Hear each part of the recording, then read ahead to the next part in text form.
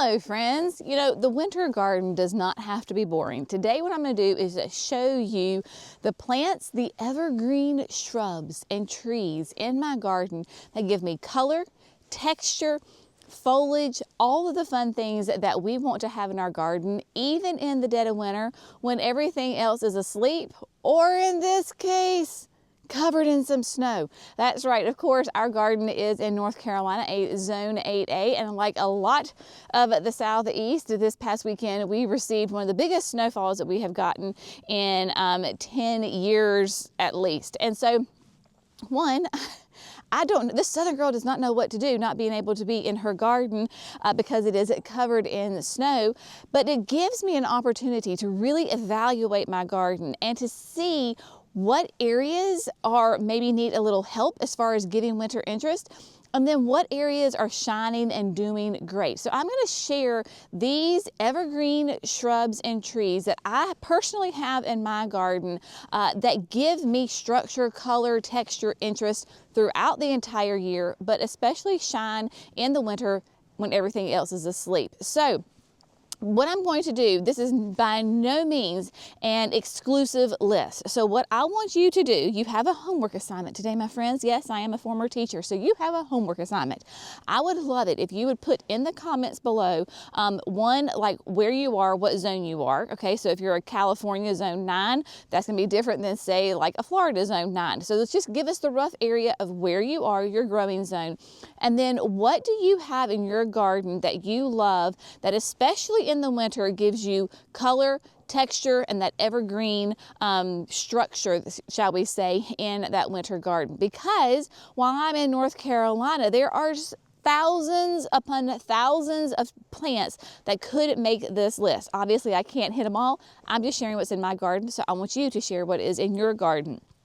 We're going to do this kind of in three different categories, okay? So first we're going to hit the conifers. So these are going to be mostly trees that give you that beautiful conifer look, and they come in a range of colors. So when you're evaluating your garden, you're thinking, okay, I want different colors. So maybe a dark green, maybe a blue green, maybe a chartreuse. Yes, maybe even a golden bronze color. So think of color, structure, size, all of the things. First up on the list, we're in the backyard. I have got some Berkey Eastern Red Cedars and some Thuja Green Giants. Let's look at those. So to the right of your screen, that is the Berkey Eastern Red Cedar. Now these are fantastic cedar trees that are going to give us that blue-green foliage. You can see it has a little bit more of a kind of an open, airy habit to it. It does really well in the snow. We don't get a ton of snow here in North Carolina where I am, but this one handled it like a champ. You can see those limbs that still has the snow on it. That's on the shadier side, but we love these Berkeys because they do give us this beautiful blue-green color, and if we can, hopefully the camera will show, they do also produce little blue berries. So a Berkey Eastern Red Cedar, this is going to be a full sun, will get a nice height to it and a width. We are using the Berkeys and the Thuja Green Giants as a privacy screen here in the back. Then I have next to the left, you will see that we have quite a few of these. These are the Thuja Green Giants, a little bit more dense than the Berkey, more of a nice deep green color, more of a fan shape, foliage on it than the kind of small spiky of the cedar. And again, handles the snow and ice really, really well. It will not split like a Leland cypress. So these will get big, y'all. These can get to be about 15 feet wide at the base and to be about 30 feet tall at maturity. Let me show you just a couple of the ones that are mature size on our property. If you can see these lovely evergreen trees that are right behind the John Deere. You notice I'm trying to melt some snow here on the John Deere, but we have three of the green giants here. We used to have a tractor shed where Megan and Jerry's vehicles are, and we tore it down because it was falling apart. But we used these green giants to provide a privacy screen for the tractor shed, so that way you could not see it. These are probably close to being in the ground 16, 17 years, I would say, and there are only 3 of them, and they are definitely mature size. They are massive, but they are gorgeous, and they provide a beautiful backdrop to all sorts of things here at the house. So definitely these green giants are a wonderful addition to the garden, especially if you're looking for privacy, fast-growing trees. This past summer, fall, when we redid the front yard, we did a Electra Blue cedar. This is a deodar cedar here on the side of the house. Now, when we put this tree in, people were freaking out because they thought it was too close to the house. Your Electra Blue is going to be a nice narrow one as far as a deodar cedar. Obviously, within a species of plants, you've got lots of different varieties and cultivars, and so that really does matter. I wouldn't want to put a traditional deodar cedar here because yes, it would get too big, but the Electra Blue does really well. It is a newly planted tree, but you can see it has those classic cedar needles, very similar to the Berkey, right? So very light, very airy. Again, Electra Blue, as her name suggests, is going to be a lovely blue-green color, giving me all sorts of different color contrast here in the garden. Different habit to it, not as nearly as full and as thick as, say, like the emerald green is going to be, but just a really fun addition. Now, we have kind of a counterpart on the other end of the porch. Let's go look at that.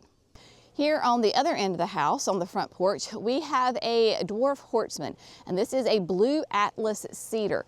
Now, here in the south, you will notice that I have a lot of cedars. Cedars do really well here, especially when I'm trying to get that blue color, because it can be quite challenging for us to get a beautiful blue conifer with our heat and humidity. Now, this horseman loves this spot, and it has filled in this area, and I do love and adore it because we do have a window back there, and yes, it is hiding that window. Sometimes in your house you need windows with privacy, and that is one of those windows. So I do not mind that it is getting to be nice and thick, because when you put it in comparison to this, as far as the size of the house, it is perfect. It is not going to encroach on the house. We've got plenty of room all the way around it. And as a benefit to having those beautiful conifers in your yard, it provides a beautiful haven for your songbirds. Obviously, with all of this snow that we have, and then the cold winter winds that are coming through, your songbirds need some help. They need a little extra protection, and they love these evergreen trees. The shrubs that we're going to be talking about. But like my horsemen, I can see them. They're hanging out in there.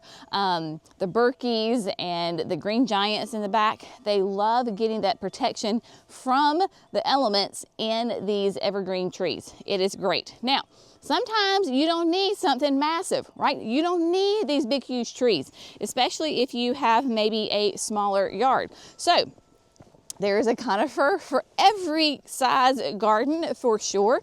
There is color, there is texture, there is a shape, there is all the things, my friends. So my recommendation to you is to visit your local garden center. Talk to them.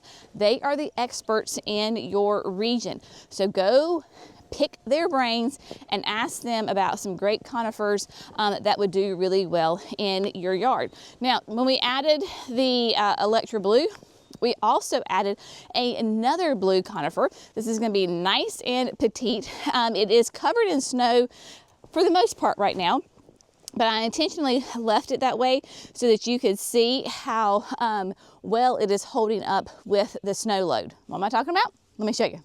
This is a dwarf Colorado blue spruce.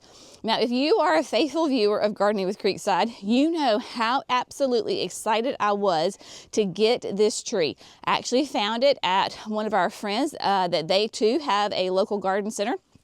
It is a dangerous place for me to visit, but it is so fun.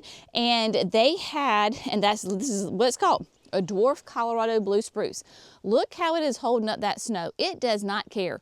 Now, this sweet thing is going to be, obviously, another blue conifer. It is going to be nice and petite. Notice where I have it in location in the flower bed. It's really right in the middle of the bed. It's kind of hard to tell because of all the snow. But this is going to be in that 3 to 4 tall and wide.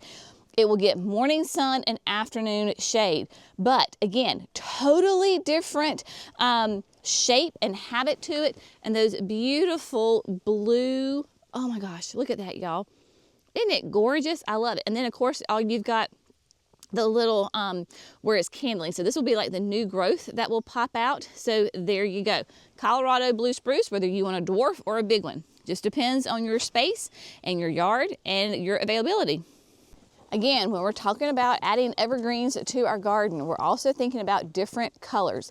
Now, this plant can be somewhat, quote, controversial. This is a fire chief arborvitae. So some people, like me, absolutely love it. Some people don't like it because they look at it and they're like, oh my gosh, this thing looks dead. Y'all, it is not dead. Hence its name, fire chief arborvitae. This is a chameleon kind of plant in the fact that it will change colors with the season. Obviously, here in winter, it is going to be a beautiful, like rich brown. It has a little bit of like an orange red tint to it. Obviously, it's holding up to the snow quite well. This is going to be like a 3 by 4 tall and wide. I have not pruned mine. I have quite a few of them in here. But then in the summertime, they are going to turn a beautiful green. And in fact, if I can come in here and show you, deep down in there, there is some green. So what will happen is in the summertime, as the temperatures begin to warm up, the days get longer, this golden brown will begin to turn green. And then in the summer, it's completely green with just little tips of this burgundy brown color to it. It is a great one. I love these plants. And I have quite, like I said, I think I have 4 of them in this space doing really well. A little laden down with the snow, they'll bounce back and be just fine. Because of our heat and humidity here in the southeast, these evergreen conifers can be hard to get color variation. We got tons of choices of a good solid green, but we want more interest than that. That is why I love those blue cedars we were talking about, the fire chiefs. Also, chartreuse colors can be quite challenging. So one that I have found that, y'all, this is a rock star performer in the most terrible conditions in my garden. What am I talking about? I'm talking about Forever Goldie. So Forever Goldie is an arborvitae. It does need the full sun, so that way you can get that beautiful color. It is going to be hardy in zones of 5 to 8. It'll be about 3 to 3.5 feet wide and 10 to 12 feet tall. Y'all, like, look at this. Is this just not fantastic? Hopefully the camera is showing you all of that beautiful, rich color to it. And when I say this is in like the worst conditions, I'm not joking. We're up here at the chicken coop. This is the worst clay soil I have on my property. It is not on irrigation and it's been in the ground. This will be going into its 3rd year. Planted it as a 3-gallon. It got a tree on top of it during Helene and it is still growing and doing magnificently well. So if you're looking for that chartreuse color, then Forever Goldie is definitely going to be one that you're going to want to add to your garden. The last conifer I'm going to talk about today is the North Pole arborvitaes. Now, North Pole arborvitaes, my gosh, y'all, if you're looking for a nice narrow, medium height as far as a tree is going to go, then the North Poles are going to be for you. Obviously, we have got like a little collection of them here. at the end of the privacy berm. And so we put them at the end of the privacy berm on the nursery side to give us height here, because they'll be about 10 to 15 feet tall. And we did a double row that is window paned, because they'll be about 3 to 5 feet wide. And so we did that so it would provide a nice screen, so that when we're sitting on the front porch, especially in the summertime, because everything else is flushed back out, but even in the wintertime, it gives us that privacy looking over to the garden center. Not that we're sitting on the porch a ton right now, because it's a little chilly to be sitting in the shade, but these north poles give us such beautiful structure year round, because otherwise this end of the berm would look really naked. So you can see we're right at the end of the berm, and especially with the snow covering it, you really get the only kind of structure, the height, the color from these north poles, because it may look barren underneath there, but we've got tons and tons of perennials that are lying dormant. So if I had perennials again on this end without my north poles, then I would really be missing out on a lot of interest here. But they have just beautiful structure to them, have never pruned them, and absolutely love them. Great, easy peasy, hardy in zones 3 to 8. So if you're like me in an 8A or a little bit warmer, these guys in the summertime get in the shade first. So they get tons of sun, still that 6 to 8 hours, but they get a little bit of a break from the hot afternoon sun, and clearly they love where they are. The next one I'm going to share with you is not going to be a conifer. We're kind of moving back into now those sun-loving trees and shrubs. So one of them, this is going to be a whole family, y'all, holly trees. Now again, this is controversial, because you either love them or you hate them. I find the people that hate them have put them in the wrong spot, and I too would hate them if they were in the wrong spot. But we have about 4 or 5 different cultivars on our property, and I adore them. The birds adore them, and they give me this beautiful glossy green foliage year round. When you have multiple different cultivars, you will get berries on them, because they will cross-pollinate. You've got males, you've got females. This is a Nellie Stevens. It gets a really bad rap, but it's not the tree's fault. It's really the landscaper or the homeowner's fault. Let me explain why. For some reason, when people, either a builder or a landscaper, when they're building houses, they used to, this is probably, I would say, about 20 years ago, they really love putting Nellie Stevens on the corner of people's houses. And I understand that it's evergreen, it's beautiful, it's nice structure, but most houses cannot handle a Nellie Stevens right beside of them, because when they mature, they are huge, and they put them way too close to the house, and they were overtaking the house. Then the homeowner absolutely despises it, because they've got to go out there and constantly prune it. And as a traditional holly does, it has got little pokey leaves on it, right? So that's a real technical term, because it will have a high prickability. Now, we have them out in the landscape. I use them as privacy. I use them for the color, the interest, the structure. They are getting their berries on them. Let's see if I can zoom in here and kind of show you just a couple of them that are in there. So we've got their red berries. Again, the birds absolutely love them. So we've got multiple different ones. Again, pick the right holly for the space you have, and then the color and the structure that you want. So holly trees, get a bad rap, but are highly fantastic, great shrubs, trees for your evergreen landscape, especially in the winter. Speaking of hollies, you can have a holly that is not pokey.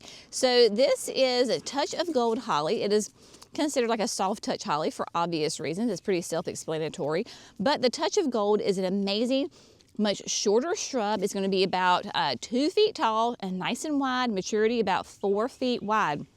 Hardy in zones at 6 to 9, needs that full sun, but again, you're going to get that beautiful chartreuse color on it. It is a great shrub for maybe that middle front, depends on your landscape. I have it, of course, in here in the cottage garden as a pop of color. I've got multiples in here. I have some of the chicken coop as well. So touch of gold holly is not going to be prickly and rarely have to prune it. Just a great way to have that beautiful pop of yellow chartreuse in the garden. If you spend any length of time with me in the garden, it will not be long before I start raving about how much I love sweet osmanthus. So that is right here behind me. It is the line of shrubs that are behind that Hortsman blue cedar. So your tea olives, it is a sweet osmanthus. It depends on the region where you live. You will either hear them called sweet olives or tea olives. And the reason that you're going to want to plant those sweet osmanthus is going to be for that more of that southern garden. So sorry, my northern friends, this isn't one for us in the south, but it is going to be a fast grower. It loves the sun, sun to part shade. It is great for privacy. Big glossy green leaves on it year round, much more of an upright habit to it. It is great for privacy. So if you want to put it around your pool, if you want to put it on the corner of your house, whatever it is that you want. But the secret about the tea olives is that they bloom, these little tiny flowers that smell divine. Now, they're not going to be blooming in the winter time. They're going to be blooming in the fall up until it gets pretty chilly, and then again maybe in the spring once it starts to warm up. But the tea olives, fantastic evergreen structure for your garden. So see, just look at those leaves, right? So they've got nice, good size leaves on them, nice, beautiful, dark green. Another great thing about your tea olives is that they respond really well to being pruned. Roughly, they're going to be in that 3 to 4 foot wide range and 10 to 15 feet tall. Again, there are a ton of different cultivars of tea olives, sweet olives out there. You can get different bloom colors, you can get different bloom times and bloom length. But if see, I don't know if you just saw, I had a little tufted titmouse that just flew out. Again, they love these plants for that, that safety and that shelter in the wintertime, which is so important for our sweet little friends. Of course, as a southern gardener, another amazing tree or shrub, depending on which cultivar you're talking about, magnolias. Now, magnolias, of course, give us those classic massive glossy green leaves, those white flowers in the summertime that smell divine. But you may not be familiar with Stellar Ruby. So Stellar Ruby is a magnolia, but it's not the magnolia that you think of. It's also known as a banana tree because, as its name suggests, Stellar Ruby, it will put on these beautiful ruby red flowers in kind of late spring, early summer. And when they're fully opened, they smell like ripe bananas. Now, Stellar Ruby is going to be for the warmer zones. Magnolias typically are hardy in zones 7 to 9, and it can be either a large shrub or a small tree depending on how you prune it. I'm keeping it more in the large shrub category. So it's a 6 to 8 wide and be about 10 to 12 feet tall. It is the coolest plant. And it loves this spot. And as I walked up, guess who was flying out? That's right, my friends, my little birds. They were just kind of flitting out because they're hunkered down in there, staying nice and protected. As in zone 8, I'm right there in the middle for my Stellar Ruby, zones 7 to 9. The cold typically does not bother it. Now you might see that there is a little bit of burn perhaps on these outer leaves. This plant has already put on its buds. If you can see those little guys right there, those are the buds. So it is going to be loaded with flowers. I do get a little bit of burn and leaf drop on this because it is in an exposed area. So just right in the direction I'm pointing, that is north. So if we get cold winter winds, then especially here on the back side, I'll get some leaf drop. But the plant never misses a beat. It may lose a couple of leaves, but my gosh, it is a fast grower. We planted this as a 3-gallon, y'all. That would have been 4 going on 5 years ago now, and just is magnificent. It is definitely 4 feet wide and about 6 feet tall already. So I'm telling you, Stellar Ruby Magnolia is just a great plant all year round, but in the wintertime, it gives me, again, that color, that structure. I've got hydrangeas around here. I've got perennials around it. But with that great Stellar Ruby, I also have my beautiful evergreen color, even in the dead of winter. We've covered conifers, we've covered sun-loving shrubs and trees. Now let's focus on some shade. Again, if you have been around me, you know how much I love this paisley pup. Paisley pup is a leucothe, a dog hobble. It is a beautiful evergreen that is going to give you such color variation to it. It is hardy in zones 5 to 8. I did have to unbury it a little bit from the snow because it was kind of covered up here. Because it is in the shade, it is not melting at all, but you can see the older foliage is a beautiful rich green, while the new foliage has the pinks, the creams, it is a little bit speckled. It is such a great plant for your shade to part sun garden. This will get morning sun and then it gets a break from the afternoon.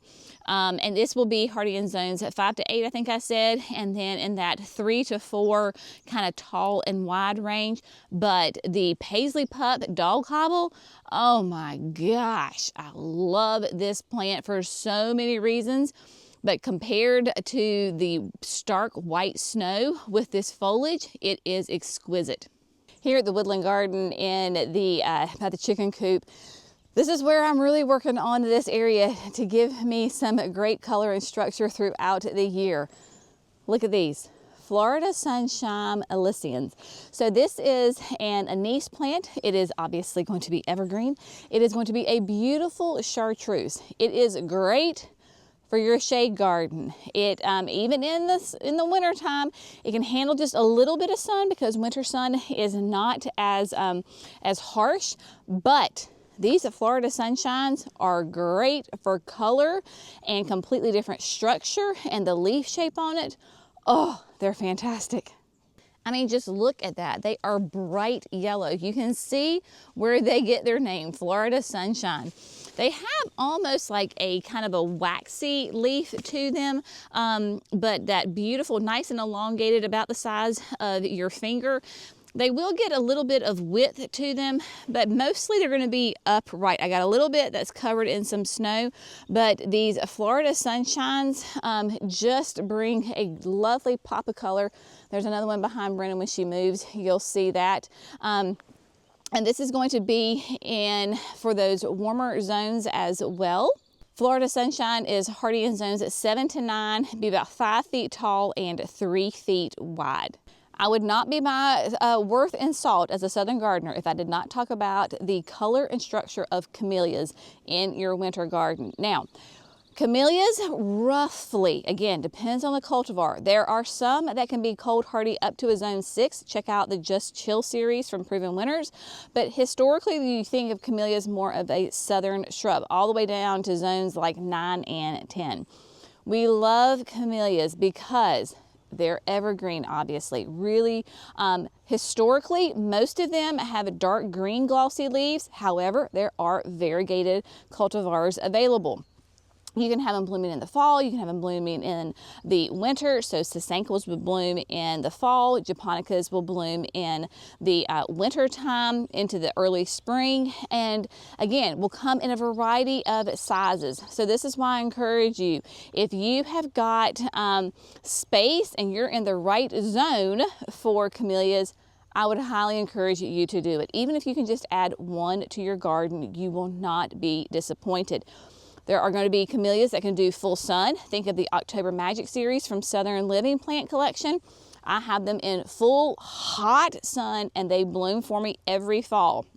Then you have ones that prefer that more of those shadier conditions. I will list at the end of, or in the video description, my go-to sources for getting all of these plants. So as always, I highly encourage you to go to your local garden center first. Support those local garden centers. However, I know that not all garden centers, A, can carry all the plants, right? 2, maybe you don't have a good local garden center near you. Unfortunately, that's starting to, I hear that more and more often. People don't have a good resource close to them. Praise the Lord that due to technology, we now have a ton of nurseries available online where you can order plants and they arrive to you in the mail. I know it may sound weird, but y'all, We do it. We send out plants, thousands upon thousands upon thousands of plants every year successfully, but there's also tons of other gardeners and garden centers rather that do the same thing. So I am going to list in the video description some of my favorite online nurseries that you can shop from, and so you can check those out in the video description. Go support them. They may not be shipping right now because of the weather, so a lot of online nurseries will be doing like pre-orders right now, like we're doing pre-orders, and then we ship it to you when it's available, when the weather cooperates, because right now I don't want to be shipping plants, right? So a lot of garden centers that do that online ordering will be holding them and then send it when it's appropriate for your growing zone. Now, I have one last. It is not evergreen, but he is fun and funky, and it shines the absolute best in the wintertime. What am I talking about? Let me show you. Say hello to Harry Lauder's walking stick. This is a common name. It's like a corkscrew hazel. It's actually in the birch family, hardy in zones 4 to 8, and it'll be about 8 to 10 feet tall and wide. This is a contorted shrub, my friends. Like, I have not done anything to this plant. It literally does this all by itself. It is gnarly, it is funky, it is twisted, and it is absolutely glorious. In the summertime, you don't really see how contorted it is because it's covered in leaves, and only when those leaves fall off do you see how cool this plant is. I mean, it is just fun and funky. So again, it is not an evergreen, but does it shine in the wintertime? Oh my gosh, it absolutely does. This is a good size one. Like, it is very, very happy here. I would say from widest point is probably at least 5 feet tall and about 5 feet wide as well. So Harry Lauder's walking stick, such a cool plant in the wintertime. I've been talking about Harry Lauder's walking stick quite a bit here in our winter garden tours because this is when it is shining. I have one. Mimi's got a couple. She actually gave this to me years and years ago. Just a great plant. Now, it can be challenging to find. A lot of people have been asking if we will have them here at the garden center. If I can find them from our wholesale suppliers, I will have them at the garden center when we open on February the 21st. I will let you know. That's why it's important to watch those nursery tours when we do them. But if you can find them from one of these online resources that I'm going to share with you, go ahead and grab it, y'all. It is such a fun plant. For my southern folks, I will let you know, the Japanese beetles do like to eat the leaves. However, I mean, it's kind of a give and take because it'll make they'll completely destroy the foliage, but you're not buying the plant for the foliage. You're buying it for this time of year where you can see the contorted stems on it. So it's a little bit of a give and take. You can treat it. Obviously, the Japanese beetles are just going to kind of defoliate it and eat the leaves. They're not going to kill the plant. So you can handle it however you want to. Maybe they'll go to the Harry Lauder's walking stick and not your roses. Who knows? But we hope that this has been helpful. Again, please list in the comments those plants that really give you beautiful color, structure. Today, obviously, we're focusing on those shrubs and trees. Are there to say that there's not perennials? Oh, absolutely. There's tons of perennials that give us winter interest. Today, we're just focusing on the shrubs and the trees. So list that, list where you are, so that kind of gives people a little bit of reference if it's in their growing zone, that it would be successful for them.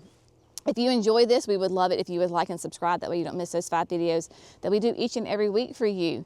Y'all have an amazing day. I'm going to brave going out and going to Walmart today. So I'm going to go pick up Mimi, and we're going to go on a little road trip into town, do some grocery shopping. Y'all have a great day. We'll see you in the next video. Bye, friends.